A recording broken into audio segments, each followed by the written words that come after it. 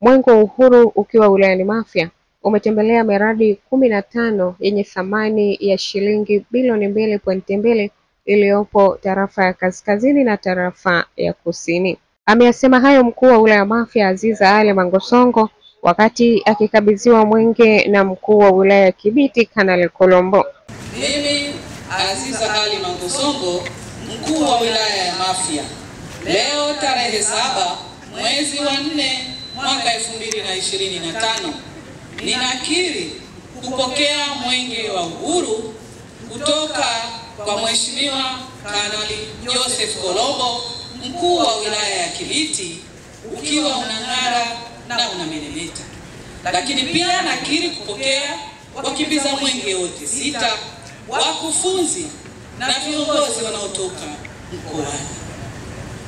Ndugu kiongozi wa mbio za mwenge wa uhuru kitaifa mwaka 2025 pamoja na Mheshimiwa mkuu wa wilaya ya Kibiti, mwenge ndani ya wilaya ya Mafia utakimbia kwa umbali wa kilomita 64.9 ndani ya wilaya, lakini vile utakimbia nje ya wilaya ya Mafia mpaka pale tutakapoenda kukabidhi katika wilaya ya Bagamoyo kwa umbali wa kilomita 241.1.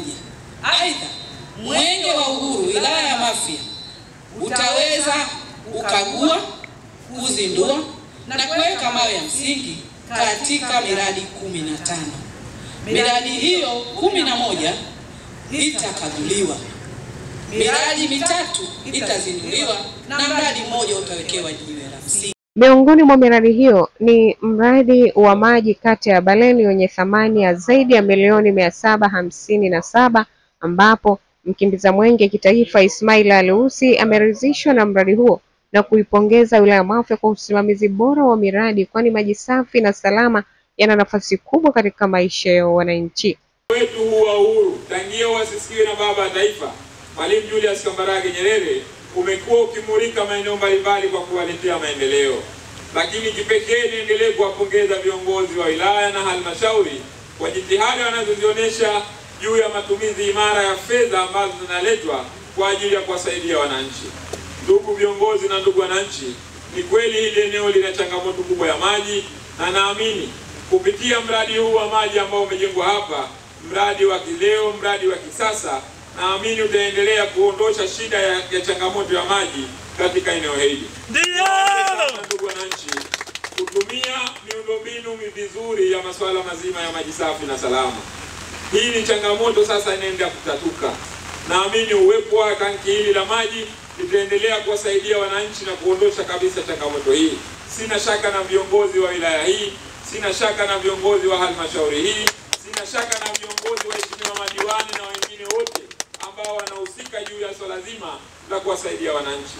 Kwa heshima ya mwenge wa uhuru ambao unawaka, unang'ara na umeremeta, na sisi tuliopewa ridhaa ya kukimbiza mwenge ule katika halmashauri 195 nikiongoza na mimi na wenzangu 5, sisi tumekagua mradi kwa kina, mradi una ubora, mradi una kila sifa ya kuhakikisha wananchi waendelee kupata huduma.